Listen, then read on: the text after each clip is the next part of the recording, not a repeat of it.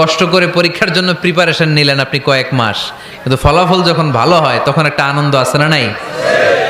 সারাদিন রোজা রাখলেন রমজানে, কি কষ্ট, তৃষ্ণায় গলা ফেটে যায়, কিন্তু ইফতারির সময় যখন রুহাবজা শরবতটা খাই কেমন লাগে? একটা আনন্দ আছে না নাই? এজন্য আল্লাহ বললেন فَإِنَّ مَعَ الْعُسْرِ يُسْرًا إِنَّ مَعَ الْعُسْرِ يُسْرًا। ও নবী, কষ্টের দিন মক্কায় অল্প কিছু দিন, মদিনাতে আনন্দের দিন অপেক্ষা করছে। আমাদের জীবনে যদি দুঃখ কষ্ট আসে আমরা ধৈর্য ধরবো, তাওয়াক্কুল করবো একজনের উপর, তিনি কে? কারণ আমরা বিশ্বাস করি কষ্টের দিন এটা চিরকালের জন্য নয়, সামনে আনন্দের দিন আমাদের জন্য সেট করে রেখেছে কে?